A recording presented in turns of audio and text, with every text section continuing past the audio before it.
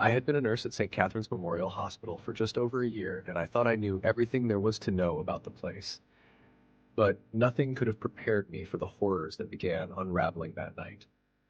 The hospital, located at the edge of a small, desolate town, sat in the midst of dense, untamed woods. It was a place that never truly saw the light of day. Clouds hung heavy over the town, and the wind whispered through the trees like an ancient, forgotten language. The town had always been quiet, almost too quiet, and the people who lived there never seemed quite right. The hospital itself was no exception. It was old, with peeling walls, dimly lit hallways, and a smell of something that was just wrong. The floors creaked beneath your feet, and the air felt thick like it was holding something back. But it was a job, a paycheck, and it was mostly quiet, so I took the shifts with little complaint. However, the true terror would reveal itself in those long, lonely night shifts when the moon was high and the hospital became a realm all its own, steeped in shadow. I should have known something was wrong from the start. One night, I was assigned to the third floor, the old wing of the hospital. It had once been a psychiatric ward before they moved those patients to the new building. But it still housed a few elderly patients, many of whom suffered from dementia. The place was abandoned most nights, save for the few patients and me, alone, with nothing but the flickering lights and the sounds of my own footsteps echoing through the hallways. On that night, as the clock struck 2:30 a.m., I began my rounds. The air felt colder than usual, like the chill of something unseen was creeping up behind me. The silence was deafening, broken only by the occasional drip of water from a leaky pipe.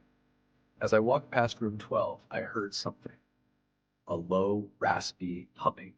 I stopped. It was coming from Mr. Thompson's room. He had been with us for months, almost completely catatonic. He had barely spoken a word in the time I'd known him, and his eyes were glazed over as if he were lost somewhere far away. The humming was soft but persistent. It was eerie in a way that made the hairs on my neck stand up.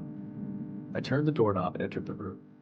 The moment I stepped inside, I felt a wave of cold wash over me. The air was thick with something unnatural. I glanced toward Mr. Thompson's bed, expecting to find him as I had every other night, hunched over, silent and still. But this time, he wasn't in bed. He was sitting up. His eyes were wide open, fixed on something in the distance. But what struck me was the smile on his face, a broad, unsettling grin that didn't belong to someone who had been near lifeless for months. I stepped forward hesitantly, unsure of what to make of it. "Mr. Thompson?" I called out softly, my voice trembling despite my best efforts to keep calm. The old man slowly turned his head towards me. For a moment, his eyes locked onto mine with an intensity that sent a chill running down my spine. Then, to my shock, he spoke. "It's a beautiful night, isn't it?" His voice was clear and steady, not the hoarse, broken words I had come to expect from him. I froze. The room seemed to darken, as if the shadows had suddenly grown thicker. I couldn't look away from him. There was something in his eyes, something too aware, too knowing. I felt like I was staring into the abyss. His gaze was intense, almost piercing, as if he could see right through me into the very depths of my soul. I nodded slowly, unsure of how to respond. "Yes, it is." Mr. Thompson smiled again, but this time the smile twisted into something grotesque. I remember nights like this, sitting on the porch with my wife, watching the stars. We'd wait for the sound of the train coming from the distance, the whistle cutting through the air, the scent of the jasmine mixed with the earthiness of the trees, and she would tell me everything would be all right. His voice trailed off, and I could see his eyes flicker, almost as if he was searching for something in the distance. Then, without warning, his head snapped back toward me, and the smile vanished. "She's still out there, you know, waiting for me. I can feel her just beyond the trees, waiting for me to join her." I took a step back, my heart pounding in my chest. I didn't know what to make of this sudden change. Mr. Thompson had been completely unresponsive for so long, but now he seemed almost too alive. "Mr. Thompson, what are you talking about?" I asked, my voice barely a whisper. The air in the room had become suffocating, and the shadows seemed to grow deeper, reaching for me. "You don't see her?" he asked, his voice trembling now. "She's out there, in the woods. Her eyes, her eyes are watching. She won't let me go." My pulse quickened. Something was terribly wrong. Suddenly, the room grew colder and I felt a presence behind me. I spun around, but no one was there. The walls seemed to close in on me, and the room felt as though it was shifting, as if it were no longer just a room, but a place caught between this world and another. And then, before I could react, Mr. Thompson reached out. His hand grasped mine, cold as ice, and his grip was stronger than it should have been for a man of his age and frailty. "Don't let her take me," he whispered, his voice strained. "Please, don't let her take me." I tried to pull my hand away, but his fingers tightened, and the pressure felt unnatural, like iron. I screamed, pulling my hand free and stumbling back. But as I did, I saw something that made my blood run cold. In the mirror on the far wall, I saw the reflection of a woman. Her face pale, her eyes hollow, her body twisted in an unnatural way, as if she were floating just behind Mr. Thompson.